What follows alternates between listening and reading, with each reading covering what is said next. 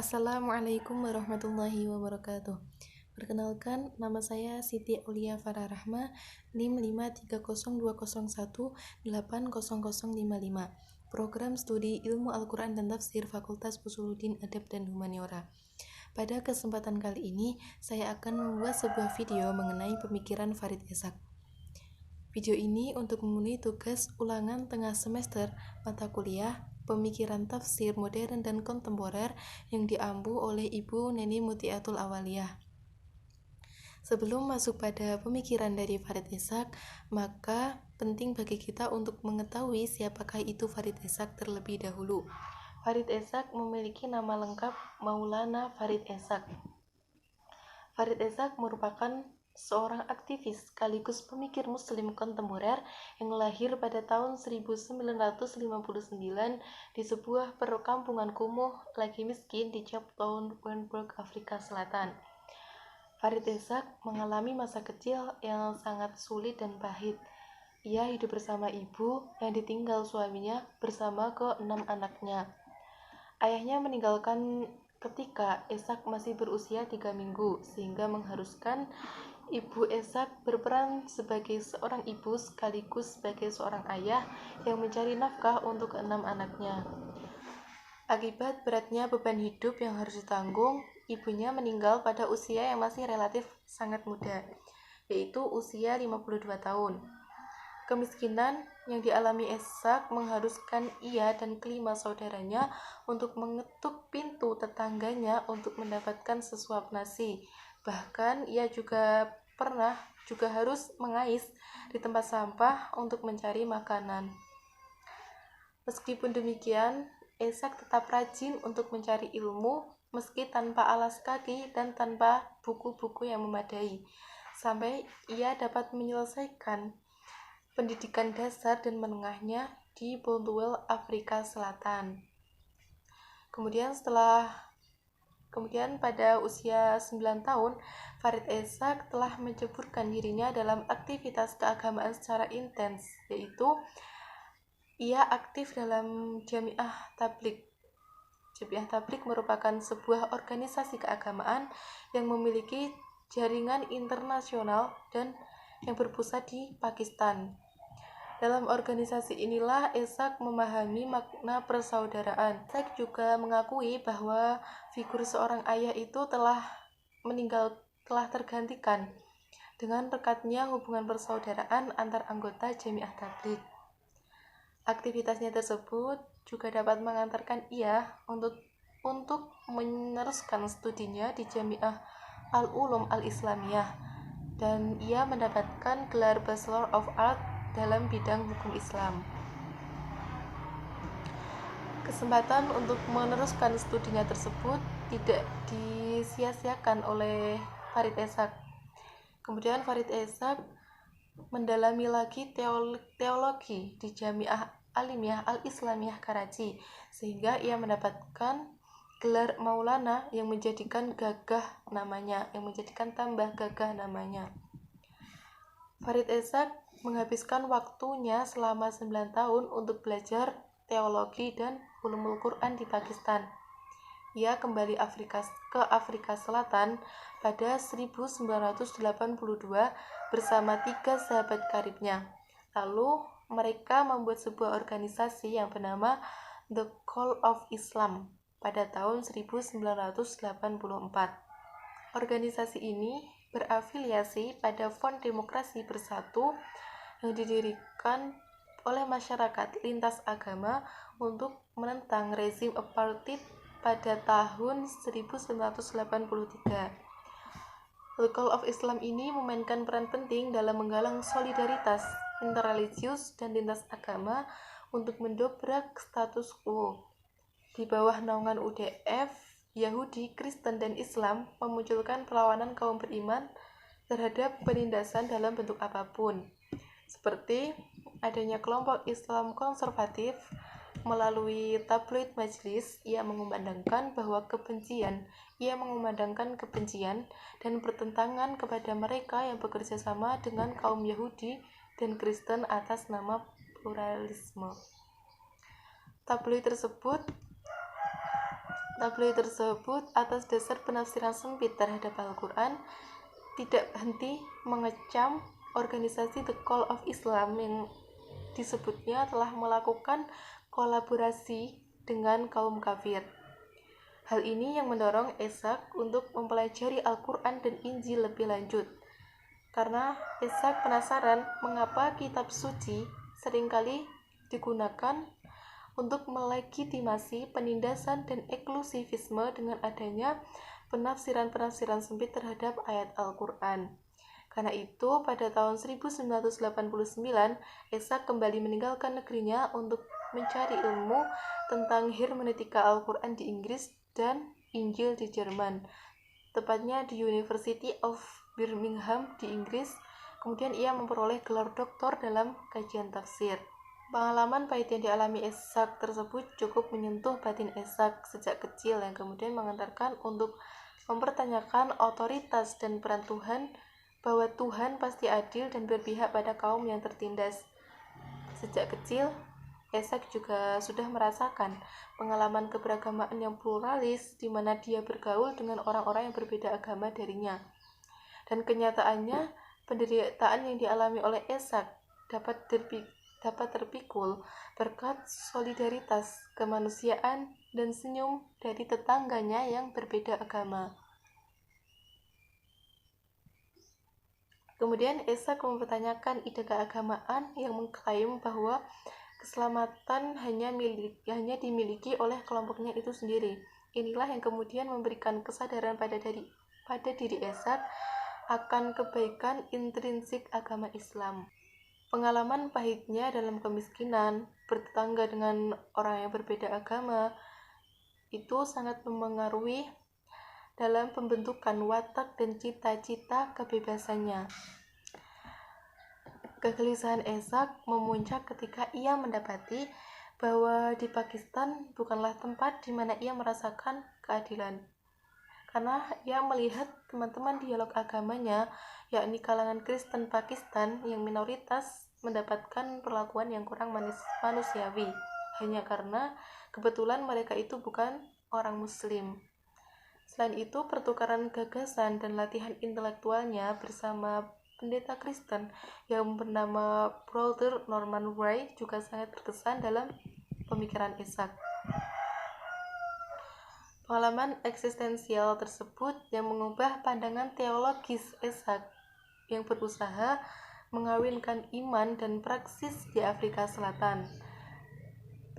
Pengalaman di Pakistan yang menunjukkan bahwa adanya titik temu pandangan seksis dan rasialis, di mana di sana sering ditemui penindasan, ketidakadilan, sementara di Afrika Selatan syarat dengan sistem apartheidnya.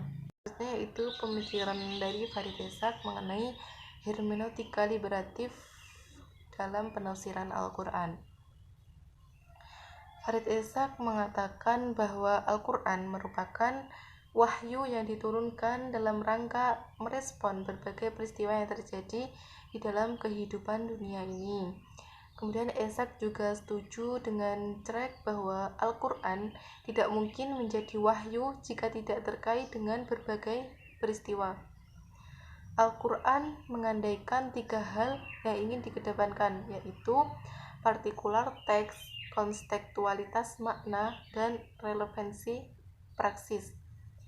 Pemahaman seperti ini memunculkan suatu cara pandang baru yang disebut oleh Farid Ishaq dengan progressive revelation, yaitu terdapat hubungan antara teks dan konteks dalam proses pewahyuan yang juga disebut dengan tadrij.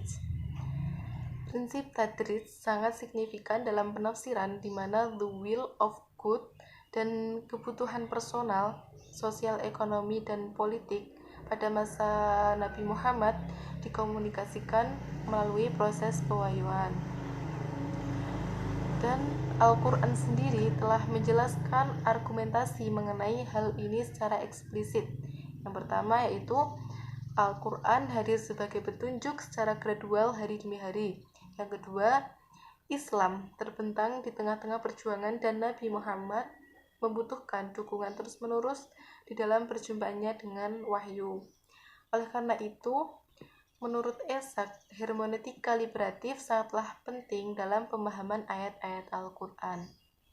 Berdasarkan teori hermeneutikanya, Esak menjelaskan dan memberikan landasan teologis bagi terlaksananya kerjasama antar umat beragama, khususnya Muslim dan non-Muslim.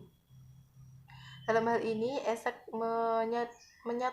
memadukan praksis dan tafsir sekaligus dalam rangka menghadirkan hermeneutika yang membebaskan. Kondisi real negaranya, yaitu Afrika Selatan saat itu, betul-betul kental dengan nuansa hegemoni apartheid, penindasan, pengekangan, dominasi mayoritas, termasuk pemaksaan kehendak pada kaum minoritas. Karena itu, menurut Farid Esak, hermeneutika liberatif sangatlah penting dalam pemahaman ayat-ayat Al-Quran. Metode hermeneutika Esak tidak lahir dengan sendirinya, akan tetapi didasarkan atas berbagai pemikiran, khususnya Weters, Alcorn, dan Rohman. Esak mengambil konsep teologi pembebasan dari Weters dan double movement dari Rohman untuk menjelaskan soal praksis dan semangat teks, dan mengambil konsep progresif Alcorn untuk memberikan landasan kontekstualisasi teks pada masa kekinian. Selain itu, Esak juga berbeda dalam menempatkan posisi penafsiran. Dalam pola hermeneutika biasa, eksistensi teks dalam konteks lebih fokus pada penafsiran ditentukan oleh kuasi transformatif yang mampu menggeser paradigma atau model cara baca terhadap teks. Akan tetapi, Esak justru menempatkan posisi sentral penafsiran pada teks partikular, prior text, dan responsinya terhadap konteks tanggapan audiens, serta menentukan arti penting relevansi teks dalam konteks kontemporer. Sedemikian sehingga ditemukan makna baru yang dibutuhkan, yakni makna baru yang sesuai dengan kebutuhan dan konteks partikular sosial politik keagamaan di Afrika Selatan. Hermeneutika Al-Quran, Esak menekankan pada wilayah liberatif. Oleh karena itu, Esak mengawalinya dengan beberapa prinsip dasar. Prinsip dasar tersebut sebagai pondasi rasionalitas atas apa yang akan dibangun Esak dalam hermeneutika Al-Quran liberatifnya. Menurut Esak, terdapat 3 unsur intrinsik dalam memahami teks secara baik dan benar, yaitu sebagai berikut. Yang pertama, seorang penafsir hendaknya masuk ke dalam alam pikiran yang dikehendaki Tuhan. Kedua, seorang penafsir adalah makhluk yang memikul banyak beban. Maksud dari beban di sini yaitu seorang penafsir pasti telah memiliki prapemahaman yang dipikulnya serta angan-angan masa depan yang diharapkan. Di pihak lain, penafsir tidak bisa melepaskan dari hal-hal saat ini. Prapemahaman bisa berupa sebuah tradisi, pengalaman, budaya, dan bahasa yang telah tertanam dalam pikirannya. Sementara masa depan merupakan keinginan yang diimpikan atau diharapkan. Yang ketiga yaitu mengenai penafsiran tidak bisa dilepaskan dari bahasa, sejarah, dan tradisi. Bahasa membentuk cara pandang manusia dalam pemikirannya. Bahkan tidak disadari bahwa ketika berhubungan dengan beragam bentuk kehidupan pasti itu melalui bahasa, seperti ketika beribadah, mencintai, berperilaku sosial, berpikir, bahkan pembentukan perasaan juga disesuaikan dengan bahasanya.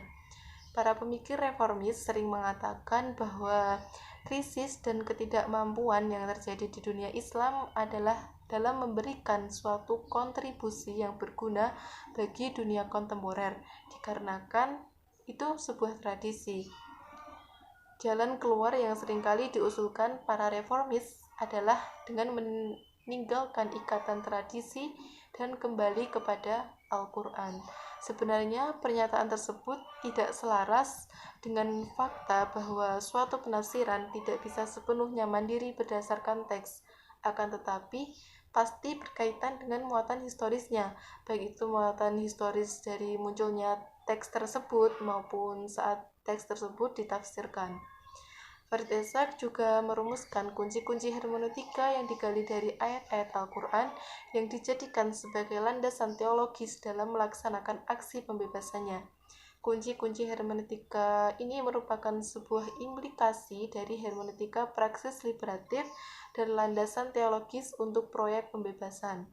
Kunci-kunci hermeneutika Farid Ishaq yaitu yang pertama takwa, integritas dan kesadaran yang terkait dengan kehadiran Tuhan.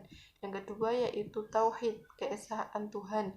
Yang ketiga nas manusia atau rakyat. Yang keempat mustad'afin fil ard, yaitu kaum tertindas di muka bumi. Yang kelima yaitu al-adl, keadilan, dan yang terakhir yaitu jihad, perjuangan dan praksis. Maksud dari kunci-kunci tersebut yaitu untuk memperlihatkan bagaimana sih hermeneutika pembelajaran Al-Quran itu bekerja dengan pergeseran yang senantiasa berlangsung antara teks dan konteks. Berikut dampaknya terhadap satu sama lainnya. Ishaq juga menggarisbawahi arti pentingnya kunci-kunci tersebut sebagai perangkat untuk memahami teks Al-Quran, terutama bagi suatu masyarakat yang